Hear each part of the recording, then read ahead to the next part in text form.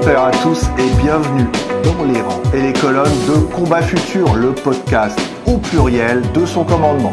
Aujourd'hui, on n'aboie pas les ordres et on essaye de sortir de sa niche.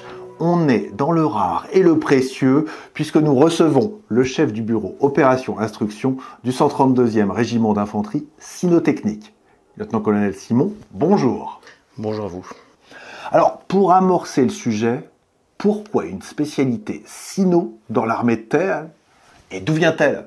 Historiquement, dans les armées, on a toujours utilisé le chien. On retrouve l'usage du chien depuis les Grecs ou l'Antiquité, où l'homme s'est toujours accompagné d'un chien pour se défendre, pour se protéger ou même pour aller chercher des objets, des ennemis. Donc il y a vraiment une historique, un aspect historique dans cette association entre l'homme et le chien. Plus récemment et plus spécifiquement pour le régiment est issu de deux filiations, celle des groupes vétérinaires qui étaient déployés en Indochine, en Algérie, de longue date et sur tous les conflits, et puis le 132e Régiment d'Infanterie, qui est un régiment créé à l'époque de Napoléon, qui a fait toutes les campagnes, qui a été, comme beaucoup de régiments, dissous puis réouverts, qui a été de toutes les batailles, et qui a une particularité, c'est qu'il est le seul régiment de France à porter sa devise sur son drapeau, 1 contre 8, qui est une devise qui a été gagnée à la bataille de Rosnay, donc en 1814. Alors, intéressant dans l'intitulé de ce régiment, on dit plus cynophile, on dit cynotechnique. Il y a une différence? Tout à fait. La partie cynophile, dans les racines, je dirais, latines, on trouve bien l'amitié dans le filia. On parle bien ici de technique, et donc le but n'est pas de faire de l'art pour de l'art ou de juste de passer du temps avec un chien, mais bien d'avoir une capacité de combat où on a une équipe qui est constituée d'un homme et d'un chien, et donc c'est bien de la technique de combat qu'on travaille. Alors, en quoi consistent les différentes particularités? Vous faites quoi? De la recherche d'explosifs? Vous ouvrez des voies? Qu'est-ce qu'on peut faire avec un binôme homme-chien? Avant de vous répondre, je vais déjà finir de resituer le régiment. Le régiment aujourd'hui, donc c'est une capacité unique, on y reviendra après si vous le voulez bien. Il représente 50% de la cynotechnie de l'armée de terre. Donc on n'est pas les seuls, et donc dans les missions et dans ce qu'on fait, il y a des choses différentes. Donc principalement, un chien ou une équipe, donc un homme et un chien, ont deux spécialités majeures. Il y a une spécialité qui va être ce qu'on appelle la détection humaine, qui consiste à aller assurer une protection ou chercher de l'humain dans une mission offensive ou défensive. Et puis il y a une capacité qu'on a peut-être plus vue récemment, donc qui est de détection d'explosifs, qu'on a beaucoup vu notamment aux Jeux Olympiques. Et puis il y a des micro-capacités à côté qui sont des chiens qui savent faire les deux, des équipes qui savent faire à la fois de l'explosif et de la recherche de la détection humaine. Et puis on a des micro-capacités comme des détections de stupéfiants qui ne sont pas notre cœur de métier mais qui ont leur importance aussi dans notre secteur. Donc on est à 70% de détection humaine et 30% de recherche d'explosifs, grosso modo, pour le régiment. Mais les autres, donc les 50% restants de la cynotechnie, sont eux uniquement dans la détection humaine et ont différentes missions spécifiques. Alors, autre question, quelle spécificité faut-il avoir pour travailler au 132e? Est-ce que l'on doit déjà être un grand connaisseur des canidés pour y travailler, ou est-on formé quand on y arrive? Alors, le régiment recrute, comme tout régiment de l'armée de terre, au sein de la population civile, et a une population qui peut aussi bien être passionnée par les chiens, avoir connu les chiens tout petits, et aussi bien n'avoir jamais connu les chiens, et découvrir ces chiens-là lors de leur engagement.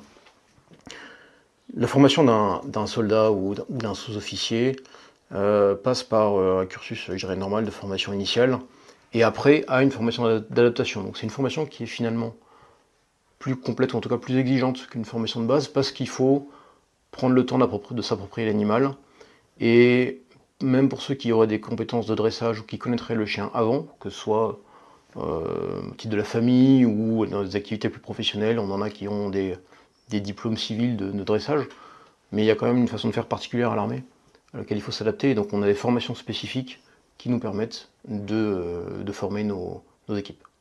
Alors, vos équipes, on a compris qu'il y a des binômes, mais est-ce qu'il existe, comme dans les autres régiments, des sections, des compagnies? Comment ça s'articule en fait? Le régiment est un régiment C'est un régiment d'infanterie, cynotechnique, mais c'est un régiment d'infanterie, donc il s'organise comme tel.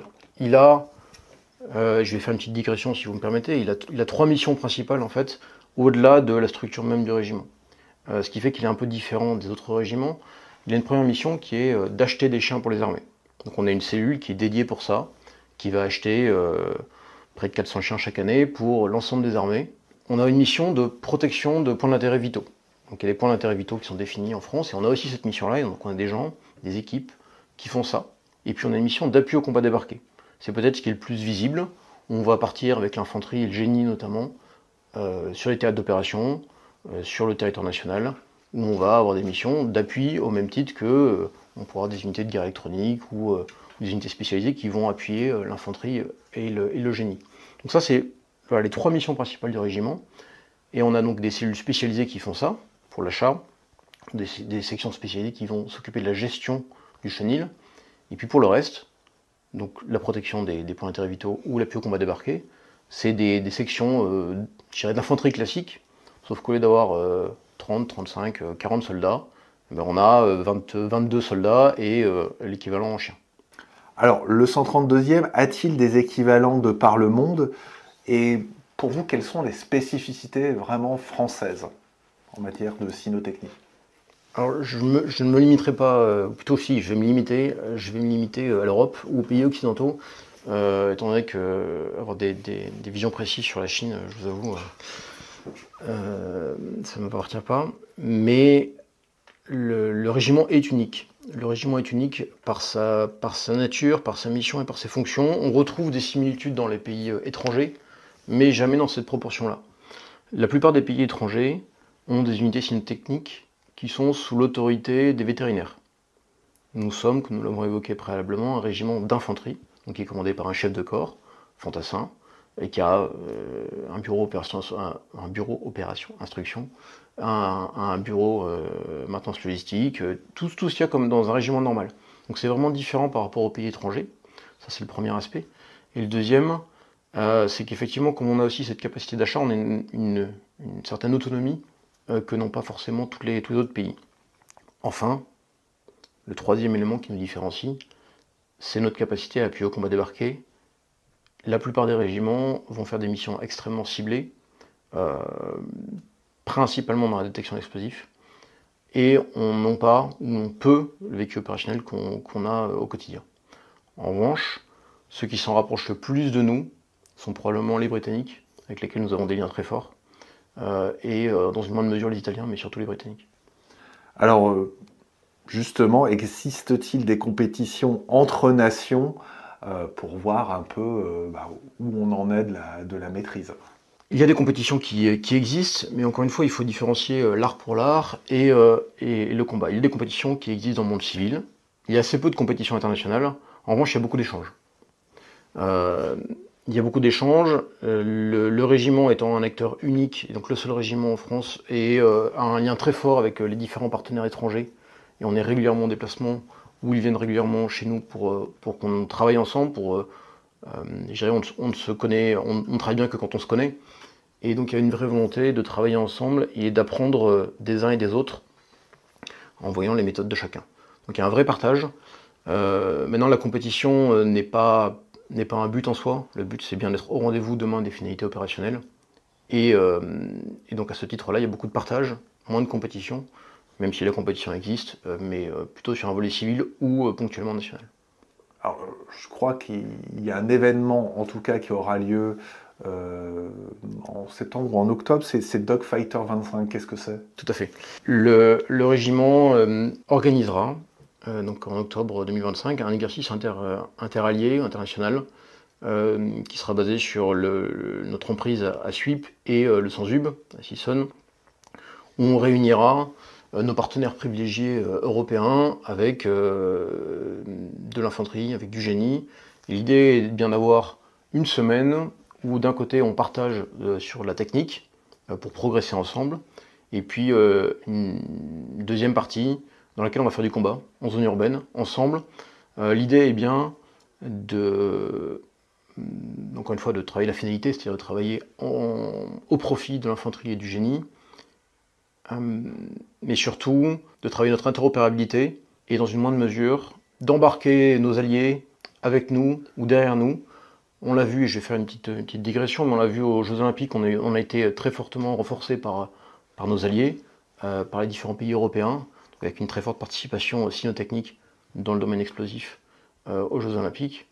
Et il y avait un vrai besoin de nos alliés, et de nous aussi d'ailleurs, de mieux travailler ensemble, de mieux se connaître pour demain pouvoir être déployés sur différents théâtres ensemble.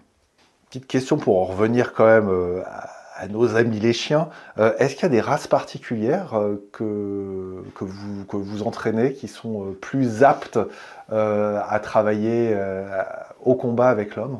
Tout à fait. Historiquement, en France et dans les pays occidentaux, on utilise ce qu'on appelle des races bergères. Donc principalement du berger belge malinois ou du berger allemand.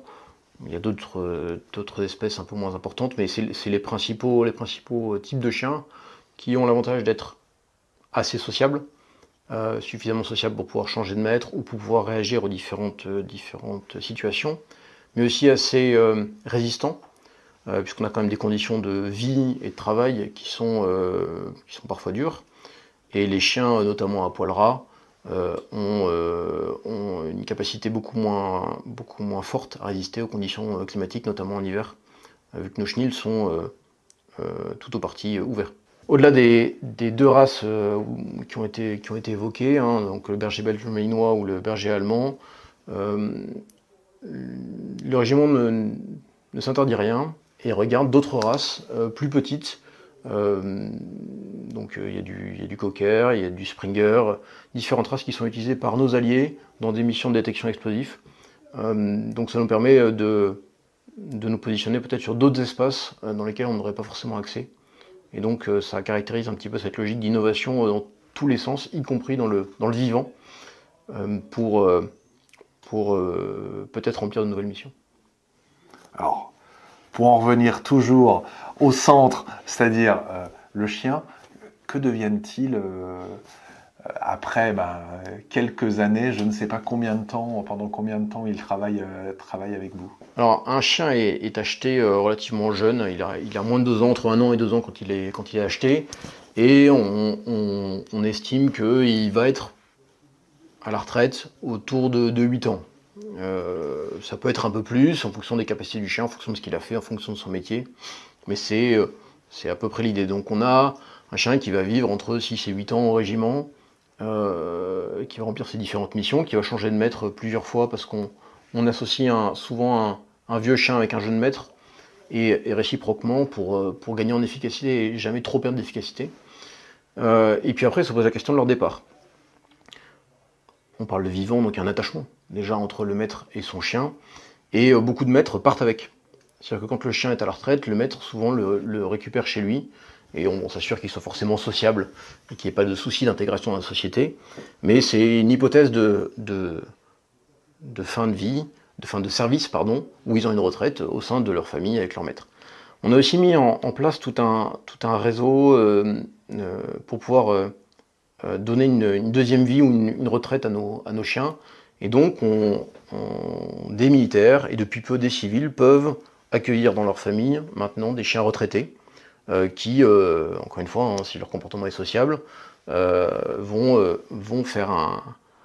rejoindre de nouvelles familles pour vivre les 5, 6 ans, 7 ans qui peut leur rester. Un chien à sa vie, 12, 13 ans selon les chiens.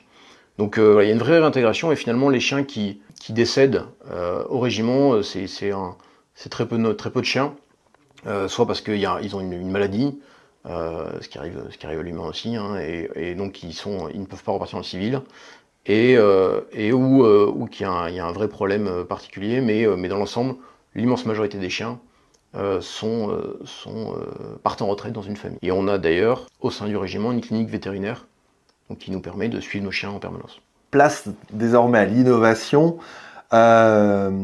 Qu'expérimentez-vous aujourd'hui comme aide pour les chiens et pour son maître? Alors je vous dirais que l'innovation est consubstantielle au cynotechnicien, parce que le travail de la cynotechnique, c'est quelque chose qui s'est basé sur l'empirisme et que rien n'est acquis. On travaille avec du vivant, vous pouvez demain apprendre tel ou tel métier, quand vous le connaissez, quand vous l'avez acquis, vous pratiquez. Pour le chien, si le chien est de mal réveillé ou que les conditions météorologiques ne sont pas favorables, le travail qui fonctionnait hier ne fonctionnera pas demain. Donc il y a un souci constant, et l'innovation c'est finalement au quotidien de changer les méthodes, d'adapter, de travailler différemment pour arriver à avancer sur l'entraînement, à avancer sur la compétence. Donc voilà, ça c'est le premier aspect, c'est assez peu visible, mais ça demande quand même une souplesse intellectuelle quotidienne. Après, la cyno et le travail du chien, par définition, c'est microscopique. C'est un homme, un chien, donc c'est une relation, et donc on n'est pas sur des gros programmes d'armement, on est sur des petits objets.